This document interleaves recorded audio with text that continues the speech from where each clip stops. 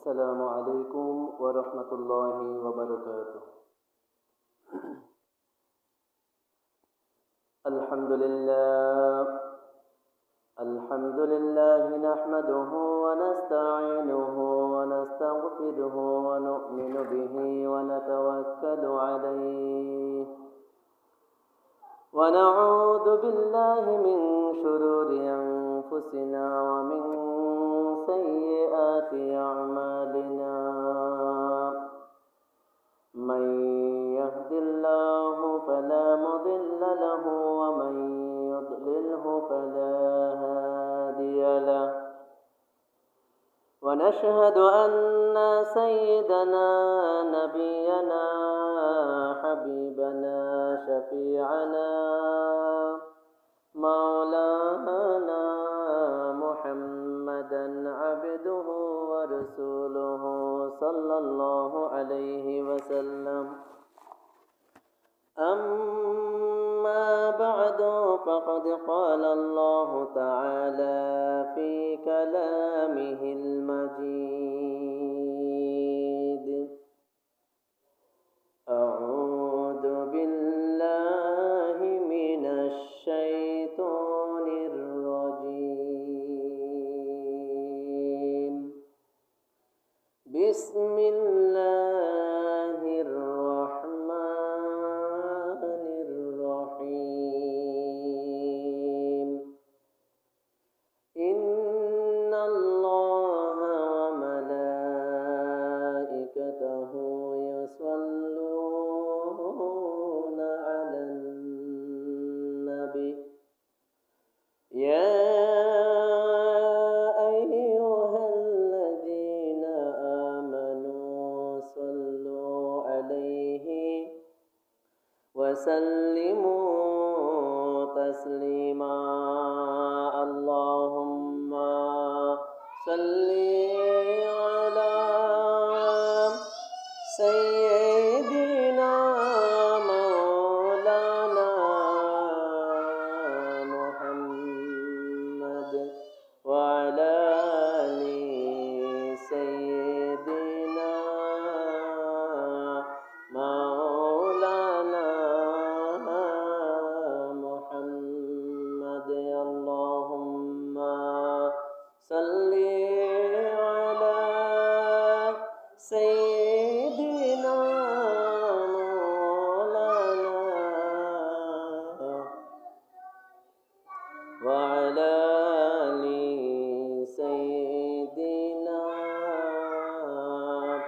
مولانا محمد। ভুলে বরা জীবন আমার বেয়াদবি বেসুমার। ভুলে বরা জীবন আমার গুনাহ কাতা বেসুমার।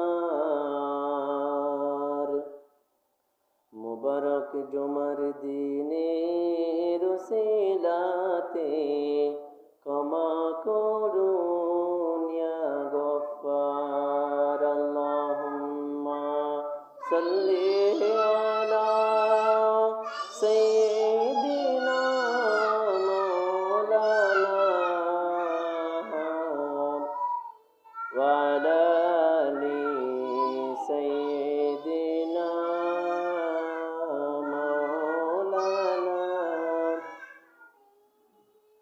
পড়ুন দরুদ বেশি বেশি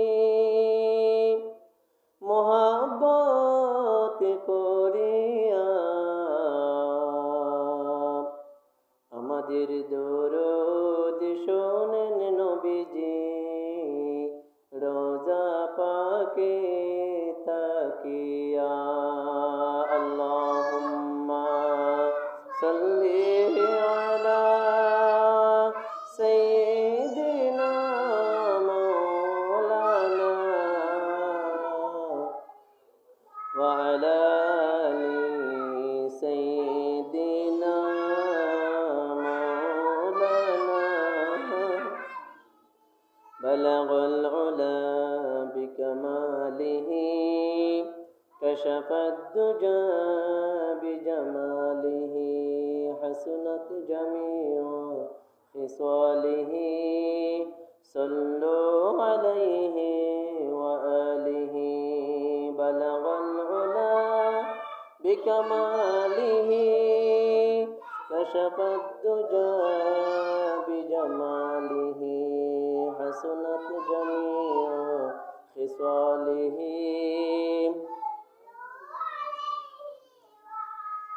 يا صاحب الجمال ويا سيد البشر من وجهك المنير لقد نور القمر بلغ العلا بكماله كشف الدجى بجماله حسنت جميع خصاله صلوا عليه وآله সকলে বলুন সাল্লাল্লাহু আলাইহি ওয়াসাল্লাম। আলহামদুলিল্লাহ, লক্ষ কোটি শুকরিয়া আদায় করছি যিনি খালিক, যিনি মালিক, যিনি রব, মহান আল্লাহ পাক রব্বুল আলামিন ওনার শাহী দরবারে।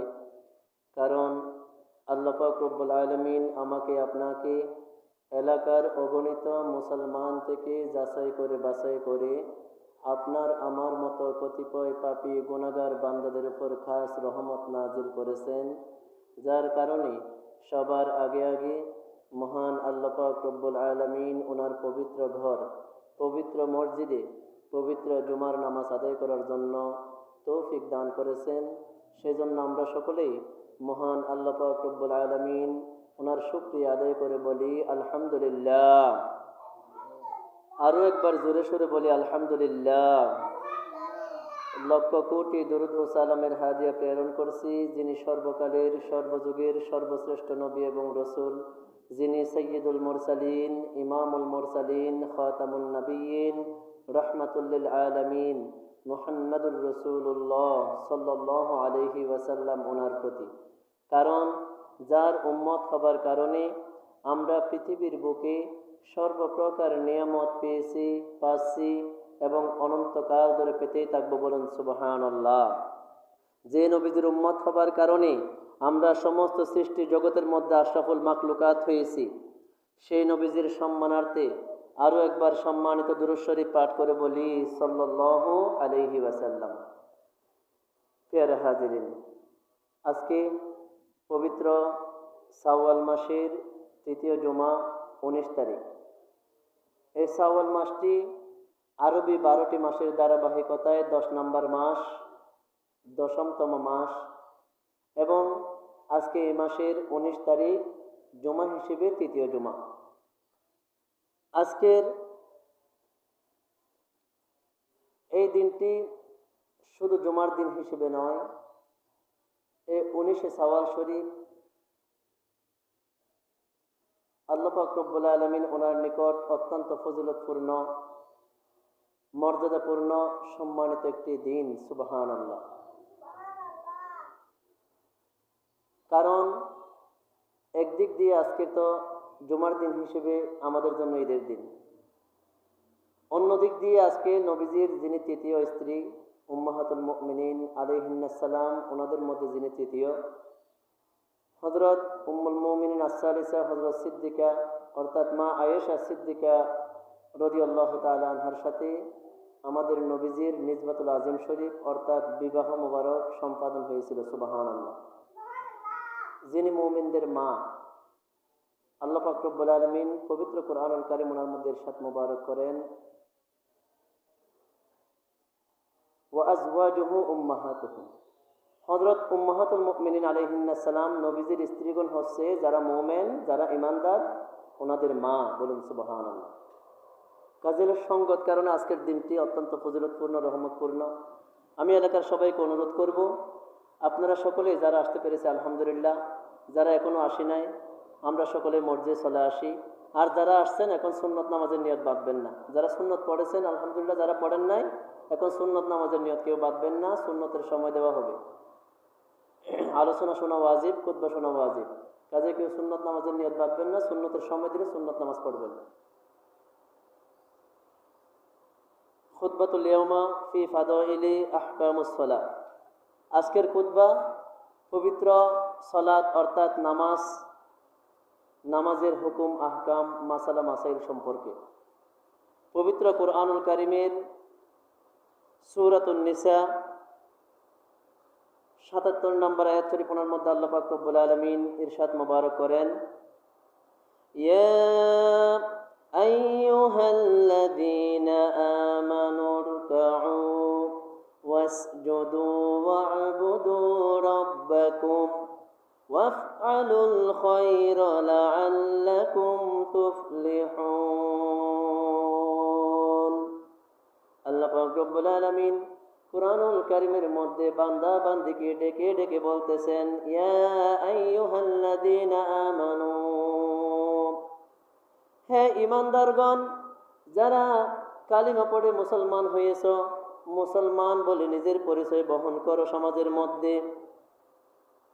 আর কাউ, তোমরা রুকু করো, ওয়াসজুদু এবং সিজদা করো, ওয়া'বুদু রাব্বাকুম এবং তোমাদের রব যিনি প্রতিপালক রয়েছেন, যিনি তোমাদেরকে লালন পালন করতেছেন, তোমাদের রবের তোমরা ইবাদত করো। ওয়াফআলুল খায়রা এবং বেশি বেশি তোমরা ভালো কাজ করো, নেক কাজ করো। লাআল্লাকুম তুফলিহুন, অবশ্যই অবশ্যই তোমরা সফল হবে। বলুন সুবহানাল্লাহ। ও আমার বান্দারা, তোমরা ঈমান এনে বসে থাকলে হবে না, তোমরা রুকু করো, সিজদা করো এবং তোমাদের রবের ইবাদত করো। এগুলা করার মাধ্যমে তোমরা ভালো কাজ করো, অবশ্যই তোমরা সফল হবে। অর্থাৎ আল্লাহ পাক রব্বুল আলামিন আমাদেরকে বলতেছেন কি করো, তোমরা ঈমান আনার পরে রুকু করো। রুকু করতে গেলে আমাকে কি করতে হবে? নামাজ পড়তে হবে, ঠিক কিনা? সিজদা করো, সিজদা করতে হলে আমাকে নামাজ পড়তে হবে। রুকু এবং সিজদা একমাত্র নামাজের মধ্যেই পাওয়া যায়। রোজার মধ্যে রুকু সিজদা নাই, হজের মধ্যে রুকু সিজদা নাই, যাকাতের মধ্যে রুকু সিজদা নাই। আপনি যদি রুকু করতে চান, সিজদা যদি করতে চান, অবশ্যই আপনাকে কি করতে হবে? নামাজ আদায় করতে হবে। বলুন সুবহানাল্লাহ। এটাই আল্লাহ পাক বলেন, ও আমার বান্দা, তোমরা তো ঈমান এনেছো, আমি তোমাদেরকে ঈমানের মতো সম্পদ দিয়েছি, তোমাদেরকে আমি শ্রেষ্ঠত্ব দান করেছি ঈমান দিয়ে। সুতরাং তোমরা ঈমান আনার পরে বসে থেকো না, আমি মুসলমান বলে বসে থেকো না। তুমি কি করো? রুকু করো, রুকু করার জন্য তুমি মসজিদে চলে যাও। তুমি সিজদা করো, তুমি সিজদা করার জন্য মসজিদে চলে যাও। ওয়া'বুদু রাব্বাকুম এবং তোমাদের রবের তোমরা কি করো? ইবাদত করো। ওয়াফআলুল খায়রা, এই রুকুর মাধ্যমে, সিজদার মাধ্যমে, রবের ইবাদতের মাধ্যমে তোমরা বেশি বেশি ভালো কাজ করো।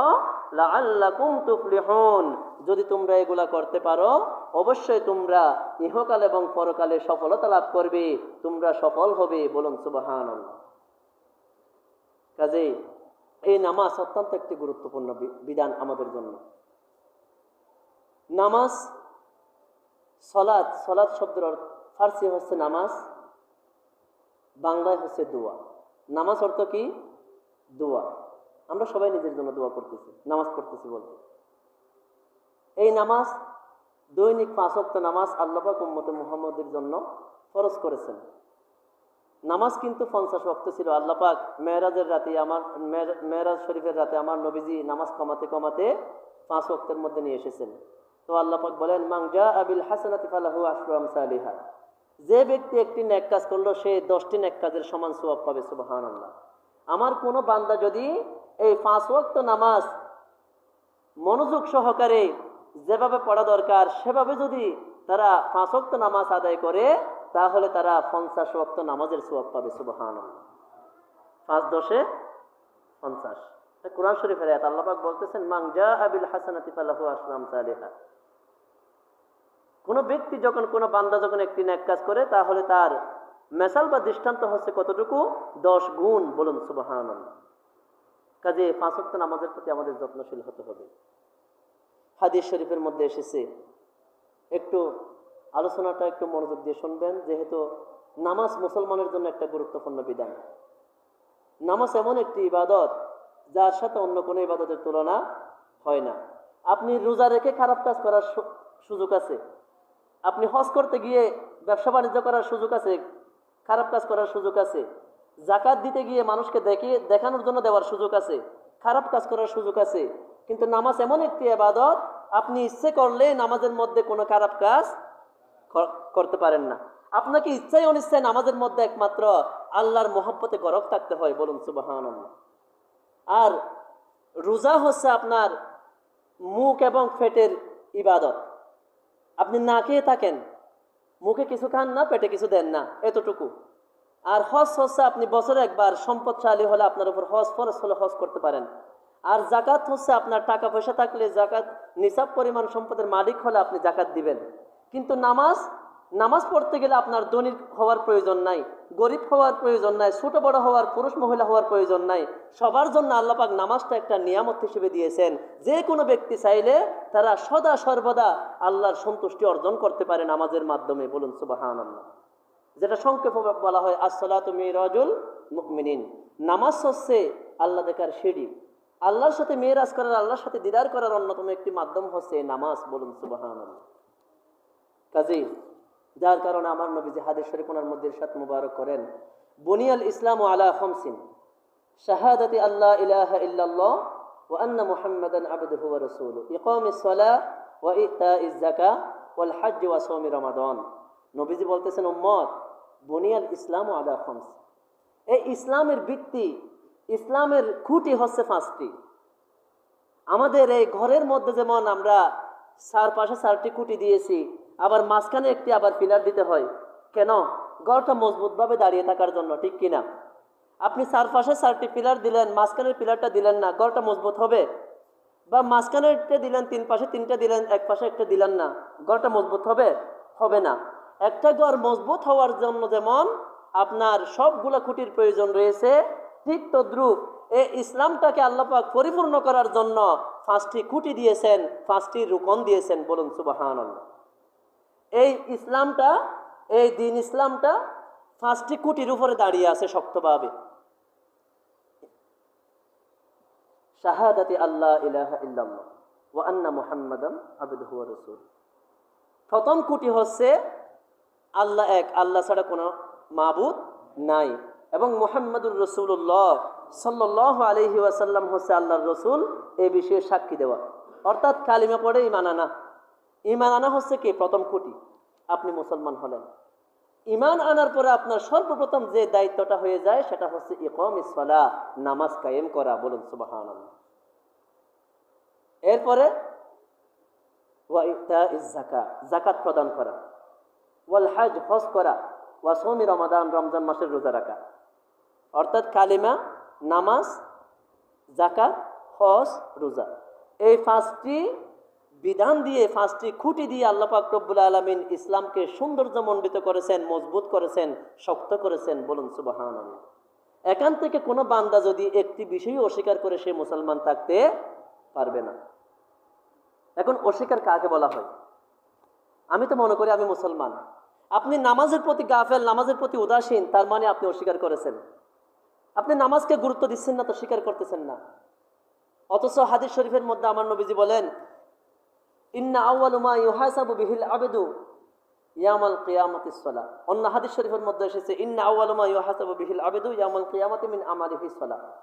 নিশ্চয় কিয়ামতের দিন আল্লাহ পাক রব্বুল আলামিন বান্দার যখন হিসাব নেবেন, যত আমলের আল্লাহ পাক হিসাব নেবেন, সমস্ত আমলের মধ্যে সর্বপ্রথম নামাজের হিসাবটাই নেবেন, বলুন সুবহানাল্লাহ। তাহলে নামাজের গুরুত্ব আছে না নাই? আমরা 3 বেলা ভাত খেতে হবে, সেটাকে অনেক গুরুত্ব দিই। আমার ছেলেকে কলেজে পড়াতে হবে, ইউনিভার্সিটিতে পড়াতে হবে, ডাক্তার বানাতে হবে, বিদেশ পাঠাতে হবে, টাকা কামাইতে হবে, ঘর বিল্ডিং করতে হবে, এগুলাকে আমরা গুরুত্ব দিই। কিন্তু বলুন, আপনার ছেলে ঘুমিয়ে আছে, আপনি কখনো নামাজের আদেশ করেছেন? অথচ হাদিস শরীফের মধ্যে বলা হয়েছে, মুরু আওলাদাকুম বিসসালাহ, তোমাদের ছেলে যখন, হাদিস শরীফের মধ্যে বলা হয়েছে, তোমাদের সন্তান যখন 7 বছর বয়সে পৌঁছায়, তোমরা তোমাদের সন্তানকে নামাজের আদেশ দাও, আদেশ করো 7 বছর বয়সে। যখন তোমার সন্তানের বয়স 10 বছর হয়, তখন প্রয়োজনে তোমরা তাকে শাস্তি দিয়ে হলেও কি করো, নামাজ পড়াও। আপনি নামাজের জন্য কখনো আপনার ছেলেকে শাস্তি দিয়েছেন? দেন নাই। বিদেশ থেকে টাকা না পাঠালে গালাগালি করেন, বকা দেন। বিলের মধ্যে গিয়ে হাল চাষ না করলে বকা দেন। ঘর বাড়ির খিদমত না করলে বকা দেন। আপনার কথা না শুনলে বকা দেন। নামাজ না পড়ার জন্য কখনো বকা দিয়েছেন? আর আমিও দাবি করি আমি মুসলমান। তাহলে আমরা ঘুরে ফিরে কিন্তু আমরা নামাজকে অস্বীকার করতেছি। নামাজকে যখন অস্বীকার করতেছি, হাদিস শরীফের মধ্যে এসেছে আস-সালাতু ইমাদুদ্দিন, নামাজ হচ্ছে দ্বীনের খুঁটি। মান আকামাহা ফাকাদ আকামাদ-দ্বীন, যে ব্যক্তি নামাজকে প্রতিষ্ঠা করলো, নামাজ কায়েম করলো, নামাজ আদায় করলো, নিজেও পড়লো এবং সমাজের মধ্যে নামাজের প্রচলন ঘটালো, নামাজের দাওয়াত দিয়ে সবাইকে নামাজমুখী করলো, সে যেন দিন ইসলামকে কায়েম করলো, দিন ইসলামকে যেন জিন্দা করলো। সুবহানাল্লাহ। ওয়ামাং তারকাহা ফাকাদ হাদামাদ-দ্বীন, আর যে ব্যক্তি নামাজের প্রতি উদাসীন থাকলো, গাফেল থাকলো, নামাজের গুরুত্ব দিল না, নিজেও পড়লো না, নিজের মা বাবাকেও বললো না, নিজের ছেলে মেয়ে প্রতিবেশীকেও বললো না, ফাকাদ হাদামাদ-দ্বীন, সে যেন ইসলামকে ধ্বংস করলো। নাউযুবিল্লাহ। এবার আপনি চিন্তা করুন, আমি মুসলমান, আমার দ্বারা কি দিন জিন্দা হচ্ছে, দিন শক্তিশালী হচ্ছে, নাকি দিনকে আমরা ধ্বংস করতেছি, ইসলামকে আমরা ধ্বংস করতেছি? আজকে ফিলিস্তিনের বুকে যখন মুসলমানকে গালি দেওয়া হচ্ছে, মারা হচ্ছে, ফাঁকির মতো গুলি করে বোমা মেরে যখন মারা হচ্ছে, আমরা আফসোস করি কাফেরেরা আজকে দিন ইসলাম ধ্বংস করতেছে। কিন্তু তাদের চেয়ে নির্কৃষ্ট আমরা হয়ে গেছি, সেটা আমরা বুঝি না। আমরা এই আল্লাহর বিধানগুলো অস্বীকার করার মাধ্যমে আমরা তাদের চেয়ে নির্কৃষ্ট হয়ে গেছি। আমাদের হুঁশ ফিরে আনতে হবে। এই নামাজ অত্যন্ত একটি গুরুত্বপূর্ণ বিধান। এই নামাজের প্রতি যদি মানুষ যত্নশীল হয়, তাহলে আস্তে আস্তে তার গোটা জীবনটাই সুন্দর হয়ে যাবে। সুবহানাল্লাহ। একদিন একজন ব্যক্তি, হাদিস শরীফে এসেছে, আমার নবীজির সাথে 5 ওয়াক্ত নামাজ পড়তো। খেয়াল করবেন, আমার নবীজির সাথে 5 ওয়াক্ত নামাজ জামাতের সহিত আদায় করত। নামাজ পড়ার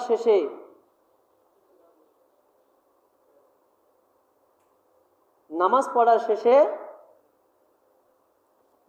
সে বাহিরে গিয়ে সমস্ত খারাপ কাজগুলো করত। তখন সাহাবী কেরাম নবীজিকে বলতেছেন, ইয়া রাসূলুল্লাহ, ইয়া হাবিবাল্লাহ সাল্লাল্লাহু আলাইহি ওয়াসাল্লাম, এই ব্যক্তি প্রতিদিন আপনার সাথে 5 ওয়াক্ত নামাজ পড়ে, প্রতিদিন আপনার সাথে 5 ওয়াক্ত নামাজ। কেউ কথা বলবেন না। কথা বললে মানুষের মনোযোগ নষ্ট হয়, যিনি আলোচনা করবে তার মনোযোগ নষ্ট হয়। কেউ কথা বলবেন না। কথা বললে আপনার কবিরা 40 বছরের ইবাদত নষ্ট হয়ে যাবে। কেউ কথা বলবেন না, চুপ থাকেন, সবাই আলোচনা শুনেন। তো সাহাবী কেরাম রাদিয়াল্লাহু তাআলা আনহুম বলতেছেন, ইয়া রাসূলুল্লাহ, ইয়া হাবিবাল্লাহ, এই ব্যক্তিটা আপনার সাথে 5 ওয়াক্ত নামাজ পড়ে মসজিদে, কিন্তু মসজিদ থেকে বের হয়ে আবার খারাপ কাজ করে, গুনার কাজ করে, তাহলে তার নামাজ কি তাকে কোনো ফায়দা দেবে? নবীজি বলতেছেন, তোমরা কি ওই আয়াত শরীফ পড়ো নাই? কোন আয়াত শরীফ? আল্লাহ পাক বলেছেন, ইন্নাস সালাতা তানহা আনিল ফাহশাই ওয়াল মুনকার, নিশ্চয় নামাজ মানুষকে অশ্লীল অশালীন খারাপ কাজ থেকে বিরত রাখে। তোমরা দেখবা এই ব্যক্তি অতি সত্বর এই খারাপ কাজ থেকে ফিরে আসবে। সত্যি কিছুদিন পর দেখা গেল ওই ব্যক্তি নিজের গুনাহ খাতা থেকে তওবা করে পরিপূর্ণ ভালো হয়ে গেছে। সুবহানাল্লাহ। তখন নবীজি বলছেন, দেখছো আল্লাহ পাকের আয়াত যে সত্য। আল্লাহ পাক যে বলেছেন, ইন্নাস সালাতা তানহা আনিল ফাহশাই ওয়াল মুনকার, নিশ্চয় নামাজ মানুষকে সর্বপ্রকার অশ্লীল অশালীন খারাপ কাজ থেকে ফিরিয়ে রাখে। হ্যাঁ, আপনি গুনাহ করেন, ঠিক আছে, আপনি নামাজের প্রতি যত্নশীল হন। নামাজ পড়তে পড়তে আপনার প্রতি আল্লাহ পাকের প্রতি এমন একটা আপনার কানেকশন হবে, আপনার অন্তরটা এমন নরম হবে, একদিন আপনার মধ্য থেকে সমস্ত খারাপ কাজগুলা বিদায় নিয়ে আপনি পরিপূর্ণ একজন ভালো মানুষ হবেন। বলুন সুবহানাল্লাহ। নামাজ এত বড় একটি বিষয়। ইয়া হাজিরিন, আল্লাহ পাক রব্বুল আলামিন সূরাতুল আনকাবুতের 45 নম্বর আয়াত শরীফের মধ্যে ইরশাদ মোবারক করেন, উতলু মা উহিয়া ইলাইকা মিনাল কিতাবি ওয়া আকিমিস সালাহ ইন্নাস সালাতা তানহা আনিল ফাহশাই ওয়াল মুনকার ওয়ালাযিকরুল্লাহি আকবার ওয়াল্লাহু ইয়ালামু মা তাসনাউন। আল্লাহ পাক রব্বুল আলামিন বলেন, নবীজিকে উদ্দেশ্য করে বলেন, উতলু মা উহিয়া ইলাইকা মিনাল কিতাব, ইয়া রাসূলুল্লাহ, ইয়া হাবিবাল্লাহ সাল্লাল্লাহু আলাইহি ওয়াসাল্লাম, আমি যে কিতাব আপনার প্রতি ওহী করেছি, যে কিতাব আমি যে কোরআন শরীফটা আপনার প্রতি ওহী করেছি, নাজিল করেছি, আপনি এই কোরআন শরীফ থেকে তিলাওয়াত করুন, ওয়া আকিমিস সালাহ, এবং আপনি নামাজ পড়ুন। বলুন সুবহানাল্লাহ। ইন্নাস সালাতা তানহা আনিল ফাহশাই ওয়াল মুনকার, নিশ্চয় নামাজ মানুষকে সর্বপ্রকার অশ্লীল অশালীন খারাপ কাজ থেকে বিরত রাখে। বলুন সুবহানাল্লাহ। ওয়ালা যিকরুল্লাহি আকবার, এবং আল্লাহর জিকির হচ্ছে, আল্লাহর স্মরণ হচ্ছে, অর্থাৎ যে ব্যক্তি নামাজ পড়ার মাধ্যমে আল্লাহ পাক রব্বুল আলামিন ওনাকে ডাকবে, ওনাকে স্মরণ করবে, এই স্মরণটা হচ্ছে সবচাইতে বড়। বলুন সুবহানাল্লাহ। এই নামাজের মধ্যে যদি কেউ আল্লাহ পাক রব্বুল আলামিন ওনাকে ডাকে, আল্লাহ পাক বলতেছেন ওয়ালা যিকরুল্লাহি আকবার, এই ডাকটা, এই স্মরণটা হচ্ছে তোমাদের সবকিছু থেকে বড়। বলুন সুবহানাল্লাহ। ওয়াল্লাহু ইয়ালামু মা তাসনাউন, এবং তোমরা যা করো আল্লাহ পাক রব্বুল আলামিন সমস্ত কিছু জানেন। বলুন সুবহানাল্লাহ। প্রিয় হাজিরিন, এই নামাজ অত্যন্ত একটি গুরুত্বপূর্ণ ইবাদত। আমাদেরকে নামাজের প্রতি যত্নশীল হতে হবে। যার কারণে একদিন নামাজ পড়লে কি হয় জানেন? হযরত ঈসা রূহুল্লাহ আলাইহিস সালাম উনি একদিন আল্লাহর নিদর্শন দেখার জন্য একটি নদীর তীরে গেলেন। নদী আছে না, নদীর তীরে, নদীর কিনারে উনি গেলেন আল্লাহর নিদর্শন দেখার জন্য। কারণ সাগর, পাহাড়, পর্বত, আসমান, জমিন, এগুলো হচ্ছে আল্লাহ পাক ওনার নিদর্শন। এগুলো দেখার জন্য উনি গেলেন। গিয়ে দেখতে পেলেন একটি সুন্দর পাখি। একটু খেয়াল করবেন, একটা সুন্দর পাখি নদীর তীরে কাদা মাটিতে বারবার ডুব দেয়, ময়লা পানিতে বারবার ডুব দিয়ে সুন্দর পাখিটি ময়লা হয়ে যায়, আবর্জনাযুক্ত হয়ে যায়। আবার সে একটু পরে গিয়ে নদীতে গোসল করে পরিষ্কার হয়ে যায়। এই রকম একবার, দুইবার, পাঁচবার ওই পাখিটি আবর্জনাযুক্ত পানিতে ডুব দিয়ে ময়লাযুক্ত হয়ে আবার ভালো পানিতে ডুব দিয়ে পরিষ্কার হয়ে যায়। সুবহানাল্লাহ। তখন হযরত ঈসা আলাইহিস সালাম এই বিষয়টি দেখে আশ্চর্যান্বিত হয়ে গেলেন। উনি আল্লাহ পাক রব্বুল আলামিন ওনার নিকট জানতে চাইলেন আল্লাহ পাকের মধ্যে কি হাকিকত রয়েছে। আল্লাহ পাক রব্বুল আলামিন সাথে সাথে হযরত জিবরিল আলাইহিস সালাম ওনাকে পাঠিয়ে দিয়ে ওনাকে জানিয়ে দিলেন, হে হযরত ঈসা রূহুল্লাহ আলাইহিস সালাম, এই পাখিটি উম্মতে মুহাম্মদী আখির নবীর উম্মতকে একটি শিক্ষা দিচ্ছেন যে আমি এই পাখিটি যেভাবে খাদাযুক্ত ময়লাযুক্ত হয়ে পানিতে পাঁচবার ডুব দিয়ে গোসল করে যেমন পরিষ্কার হয়ে যাচ্ছি, আখিরি জামানার উম্মত যদি তাদেরকে যে 5 ওয়াক্ত নামাজ হাদিয়া করা হয়েছে, এই 5 ওয়াক্ত নামাজ যদি সে নিয়মিত পড়ে, তাহলে তার গুনাহ খাতাও আল্লাহ পাকে এরকম পরিষ্কার করে দিবেন। বলুন সুবহানাল্লাহ। দৈনিক যদি কোনো ব্যক্তি 5 ওয়াক্ত নামাজ পড়ে, তার গুনাহ খাতাও আল্লাহ পাকে এরকম পরিষ্কার করে দিবেন। নবীজি একটি উদাহরণ দিয়ে বললেন, হাদিস শরীফের মধ্যে এসেছে।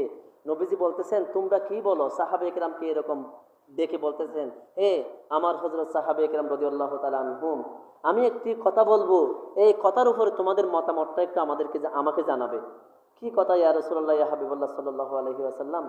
যে তোমাদের বাড়ির সামনে একটি নদী, তোমাদের বাড়ির সামনে একটি নদী, তুমি বাসা থেকে বের হয়ে দৈনিক যদি ওই নদীতে 5 বার গোসল করো, তোমাদের শরীরে কি কোনো ময়লা থাকবে, কোনো আবর্জনা থাকবে?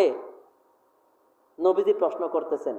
সাহাবী কিরাম ওনারা জবাব দিলেন, ইয়া রাসূলুল্লাহ, ইয়া হাবিবাল্লাহ সাল্লাল্লাহু আলাইহি ওয়াসাল্লাম, বাড়ির সামনে নদী, আমাদের শরীরে ময়লা যত ময়লা থাকুক 5 বার যদি সেই নদীতে আমরা গোসল করি, আমাদের ময়লা তো আর থাকবে না। নবীজি বলতেছেন, হে সাহাবে কিরাম রাদিয়াল্লাহু তাআলা আনহুম, আপনারা ভালো করে জেনে রাখুন, এই রকম 5 বার গোসল করলে যদি শরীরে কোনো ময়লা না থাকে, দৈনিক 5 ওয়াক্ত নামাজ আমার যে উম্মত গুরুত্ব সহকারে আদায় করবে, আল্লাহ পাক রব্বুল আলামিন তার জীবন থেকে, তার আমলনামা থেকে সমস্ত গুনাহ খাতা এরকম মাফ করে দিবেন। বলুন সুবহানাল্লাহ। কিন্তু আমরা সেই নামাজের প্রতি উদাসীন। হাদিস শরীফের মধ্যে নবীজি বলেন, ফাইন সালাহাত ফাকাদ আফলাহা ওয়া আনজাহা, যে ব্যক্তি 5 ওয়াক্ত নামাজের প্রতি যত্নশীল হবে, নিয়মিত 5 ওয়াক্ত নামাজ পড়বে, সে হাসরের মাঠে কঠিন আযাব থেকে মুক্তি পাবে, জাহান্নাম থেকে মুক্তি পাবে, সে সফল হয়ে জান্নাতে প্রবেশ করবে। বলুন সুবহানাল্লাহ। ওয়া ইন ফাসাদাত ফাকাদ খাবা ওয়া খাসিরা, এবং যে ব্যক্তির এই নামাজের হিসাবটা কঠিন হবে, নামাজের হিসাবটা তার সুন্দর হবে না, সে আটকে যাবে, সে ক্ষতিগ্রস্তদের অন্তর্ভুক্ত হবে, সে লাঞ্ছিত হয়ে হাসরের মাঠে, সে লাঞ্ছিত হয়ে অপমানিত হয়ে জাহান্নামে প্রবেশ করবে। বলুন নাউযুবিল্লাহ। আল্লাহ পাক রব্বুল আলামিন এরপর নবীজি এরপরে বলতেছেন, ফাইনিং তাকসা মিন ফারিদতি শাইউন ক্বালা রাব্বু আযজা ওয়া জাল্লা উনজুরু হাল লিআবদি মিন তাতওয়া। নবীজি বলতেছেন, আল্লাহ পাক রব্বুল আলামিন হাসরের মাঠে যখন বিচার করবেন, আল্লাহ পাক ফেরেশতা আলাইহিমুসসালাম ওনাদেরকে বলবেন, হে হযরত ফেরেশতা আলাইহিমুসসালাম, আপনারা দেখুন তো আমার বান্দাদের জীবনে কোনো নফল ইবাদত আছে কিনা। যদি নফল ইবাদত থাকে তাহলে তাদের এই নফল ইবাদত দিয়ে আমি তাদের ফরজের মধ্যে কিছু ঘাটতি থাকলে সেটা পূরণ করে দেব। বলুন সুবহানাল্লাহ। আমরা তো কেউ আছে আবার নামাজ পড়ি কিন্তু শুধু ফরজটা পড়ে চলে যায়, সুন্নত নামাজের নফল নামাজের আমরা দাঁড় না, কাছেও যায় না। অথচ নবীজি বলতেছেন সহিহ হাদিস শরীফ বুখারী শরীফের, নবীজি বলতেছেন হাসরের মাঠে যখন মানুষ ফরজের হিসাব দিতে গিয়ে যখন একটু আটকে যাবে, তার ফরজের মধ্যে যখন একটু সমস্যা দেখা দিবে, তাহলে তার নফল ইবাদত দিয়ে আল্লাহ পাক ওই ফরজটাকে কবুল করে নেবেন। বলুন সুবহানাল্লাহ। আমাদেরকে এই বিষয়গুলোকে গুরুত্ব দিতে হবে। নামাজ, বিশেষ করে নামাজ ফরজ, ওয়াজিব, সুন্নত যত নামাজ রয়েছে, এই নামাজের মাধ্যমে আপনারা বেশি বেশি আল্লাহর সন্তুষ্টি তলব করবেন, তাহলে অতি সত্বর আমরা সকলে আল্লাহর ওলি হতে পারবো। বলুন সুবহানাল্লাহ। এরপরে নবীজি নামাজের গুরুত্ব বোঝাতে গিয়ে হাদিস শরীফের মধ্যে ইরশাদ মুবারক করেন, আং তা'বুদু রাব্বাকুম, ও আমার উম্মত, তোমরা তোমাদের রবের ইবাদত করো, তোমাদের রবের তোমরা ইবাদত করো, ওয়াসাল্লু খামসাকুম, এবং দৈনিক 5 ওয়াক্ত নামাজ কি করো, তোমরা আদায় করো, 5 ওয়াক্ত নামাজ অবশ্যই তোমরা আদায় করো, ওয়াসুমু শাহরাকুম, এবং তোমরা রমজান মাসের রোজা রাখো, ওয়াহাজ্জু বাইতা রব্বিকুম, এবং তোমাদের রবের ঘর আল্লাহর ঘর বাইতুল্লাহ কাবা শরীফ তোমরা তাওয়াফ করো, অর্থাৎ হজ করো, ওয়াআদ্দু যাকাতা আমওয়ালিকুম, এবং তোমাদের মাল সম্পদের তোমরা যাকাত প্রদান করো, তাদখুলু জান্নাত রাব্বাকুম, তোমরা যদি এই বিষয়গুলা করো, যদি তোমরা দৈনিক 5 ওয়াক্ত নামাজ আদায় করো, হজ করো এবং সম্পদের যাকাত দাও, তাহলে তোমাদের রব তোমাদেরকে অবশ্যই জান্নাতে প্রবেশ করাবেন। বলুন সুবহানাল্লাহ। আমরা সকলে জান্নাতে যেতে চাই কি চাই না? সকলেই কিন্তু জান্নাতের আশা করি, কিন্তু জান্নাতের আশা করলে কি হবে? জান্নাতের আশা করলে হবে? আপনি গাছ রোপণ করেন নাই, ফল খেতে ইচ্ছে করেন, হবে? ফল খেতে হলে আপনাকে আগে গাছ রোপণ করতে হবে, আপনাকে বীজ বপন করতে হবে, সেখান থেকে চারা হবে, সেখান থেকে গাছ বড় হবে, সেখান থেকে কলি আসবে, ফুল দিবে, তারপর ফল পাবেন। আপনি কিছুই করলেন না, আপনি জান্নাতে যাওয়ার আশা করেন, হবে? কখনো আপনি জান্নাতের জ্ঞানও পাবেন না। আপনাকে জান্নাত পাওয়ার মতো কাজ করতে হবে। কিন্তু মারা যাওয়ার পরে কবরে গিয়ে কি আর এই নেক আমলগুলো করার সুযোগ আছে? আমাদেরকে হায়াতে থাকতে আমলগুলো আমাদেরকে করতে হবে। আল্লাহ পাক রব্বুল আলামিন সূরাতুল বাকারার 153 নম্বর আয়াত শরীফের মধ্যে বলেন, ইয়া আইয়ুহাল্লাযীনা আমানুস্তাঈনু বিস-সাবরি ওয়াস-সালাহ ইন্নাল্লাহা মা'আস-সাবিরিন। আল্লাহ পাক রব্বুল আলামিন বলতেছেন, ও আমার বান্দারা যারা ঈমান এনেছো, ঈমান আনার পরে তোমরা নামাজ এবং ধৈর্যের সহিত আমার কাছে সাহায্য প্রার্থনা করো। তুমি অসুস্থ হয়েছো, তুমি নামাজে দাঁড়িয়ে দাও, তুমি ধৈর্য ধারণ করো, ব্যতিব্যস্ত হইও না, চিন্তিত হইও না, পেরেশান হইও না। সুস্থতার মালিকও আমি আল্লাহ পাক, অসুস্থতার মালিকও আমি আল্লাহ পাক। তুমি অভাবে পড়েছো, তুমি চিন্তিত হইও না, পেরেশান হইও না। তোমার যখন মুসিবত এসেছে, অভাব এসেছে, অসুস্থ হয়েছ, তখন তুমি সাথে সাথে নামাজে দাঁড়িয়ে যাও, আল্লাহর সাথে সম্পর্ক করো। আল্লাহ পাক রব্বুল আলামিন বলেন, ইন্নাল্লাহা মা'আস-সাবিরিন, নিশ্চয় আমি আল্লাহ পাক রব্বুল আলামিন যারা নামাজের মাধ্যমে ধৈর্য ধারণ করবে, মুসিবত আসলে আমি আল্লাহ পাক তাদের সাথে রয়েছি। বলুন সুবহানাল্লাহ। ও আমার বান্দা, তোমাদের যখন মুসিবত আসে, আমাদের মুসিবত আসে না নাই? আমরা প্রত্যেকেই মুসিবতগ্রস্ত। আপনি যখন একজন ব্যক্তিকে জিজ্ঞেস করবেন, ভাই তুমি কেমন আছো, এমন কোনো ব্যক্তি নাই যে সহজে বলবে আমি ভালো আছি, আমি পরিপূর্ণ ভালো আছি। প্রত্যেকেই বলবে আমি অমুক সমস্যায় আছি, আরেকজন বলবে আমি অমুক সমস্যার কোনো শেষ নাই, গুণে হিসাব করা যাবে না। প্রত্যেকে আমরা সমস্যার মধ্যে আছি, ঝামেলার মধ্যে। এই ঝামেলার মধ্য থেকে মুক্ত হওয়ার একটাই পথ, আপনি নামাজের মাধ্যমে ধৈর্য ধারণ করুন, আল্লাহর কাছে প্রার্থনা করুন। আল্লাহ পাক বলেন, বান্দা ইন্নাল্লাহা মা'আস-সাবিরিন, যে ব্যক্তি নামাজের মাধ্যমে ধৈর্য ধারণ করবে, আমি আল্লাহ তার সাথেই রয়েছি, আমি তার সমস্ত বিষয়গুলো আমি কবুল করে নেব, তার সমস্ত মুসিবত আমি দূর করে দেব। বলুন সুবহানাল্লাহ।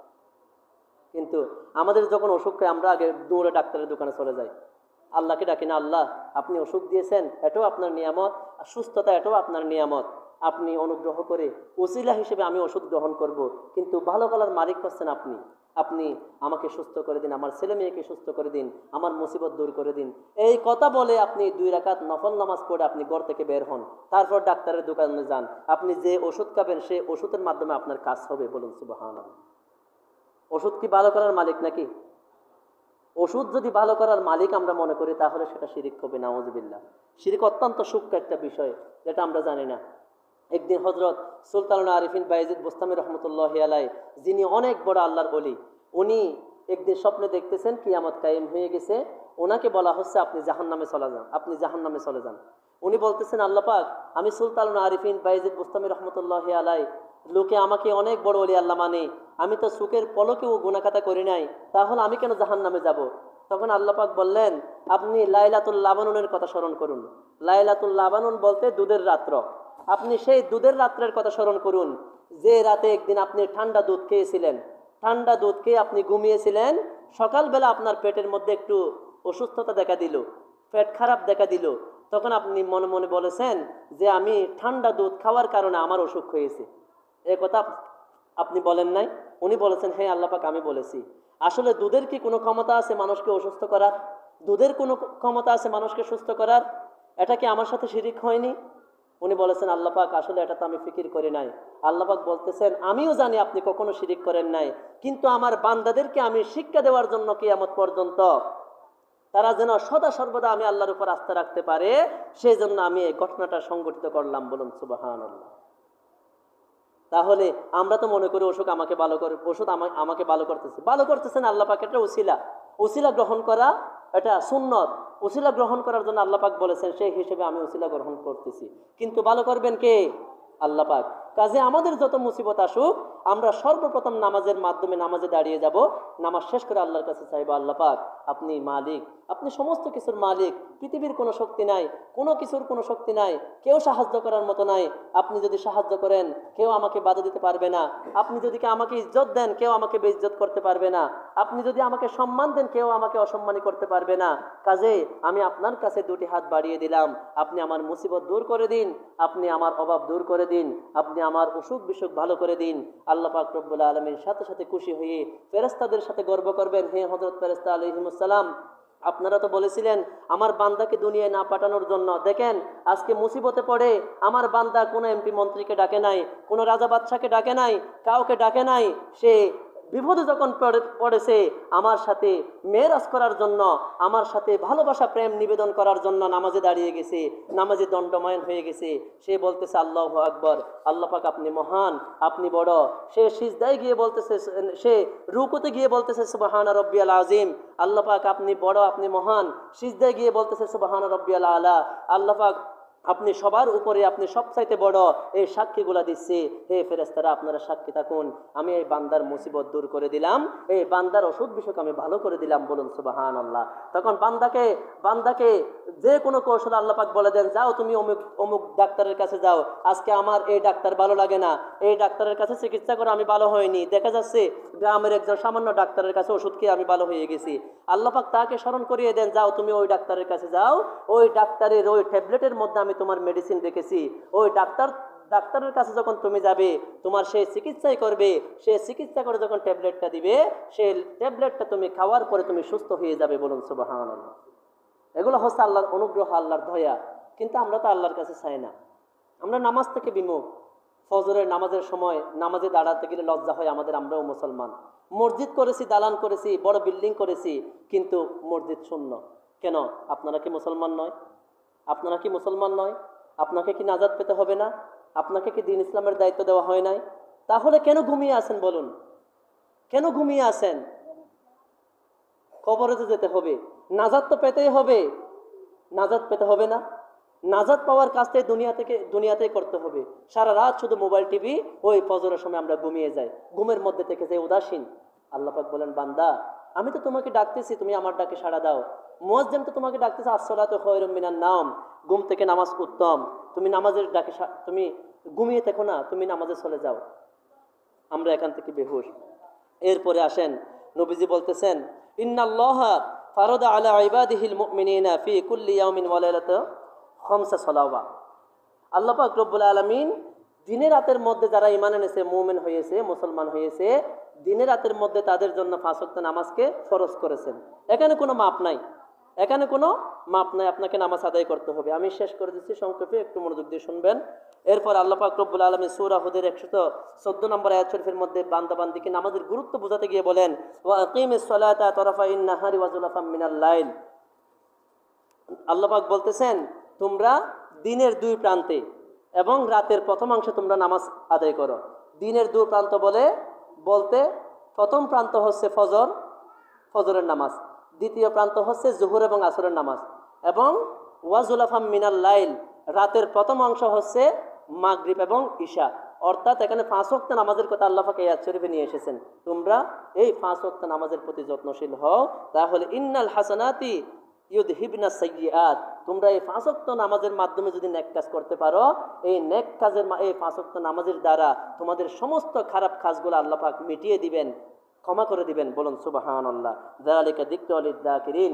যারা উপদেশ গ্রহণকারী রয়েছে, যারা জ্ঞানী ব্যক্তি রয়েছে, তাদের জন্য এই আয়াত শরীফের মধ্যে উপদেশ রয়েছে। বলুন সুবহানাল্লাহ। কাজে আমাদেরকে হুঁশ ফিরে আসতে হবে, আমাদেরকে বিশেষ করে নামাজের প্রতি যত্নশীল হতে হবে, নামাজের প্রতি উদাসীন হলে চলবে না। প্যারে হাজিরিন, কোরআন শরীফের মধ্যে আল্লাহ পাক রব্বুল আলামিন আরো গুরুত্ব দিয়ে বলেন, ওয়া আকিমুস সালাতা ওয়া আতুজ যাকাতা ওয়ারকাউ মা'আর রাকিঈন। তোমরা নামাজ আদায় করো, যাকাত প্রদান করো এবং রুকুকারীদের সাথে তোমরা রুকু করো। অর্থাৎ এখানে এই আয়াত শরীফের মধ্যে আল্লাহ পাক জামাতের গুরুত্বটা বুঝিয়েছেন। আমরা শুধু একাকী নামাজ পড়লেও হবে না, আমাদেরকে জামাতের সহিত মসজিদে গিয়ে নামাজ আদায় করতে হবে। কারণ আল্লাহ পাক বলেছেন, রুকুকারীদের সাথে তোমরা রুকু করো। রুকুকারী অর্থাৎ যারা রুকু করতেছে, জামাতে নামাজ আদায় করতেছে, তাদের সাথে তোমরা নামাজে দাঁড়িয়ে যাও। বলুন সুবহানাল্লাহ। এবং ইচ্ছে করে যদি কেউ আমরা নামাজ কাজা করি, হাদিস শরীফের মধ্যে এসেছে, তাকে 80 হুকবা জাহান্নামের আগুনে জ্বলতে হবে।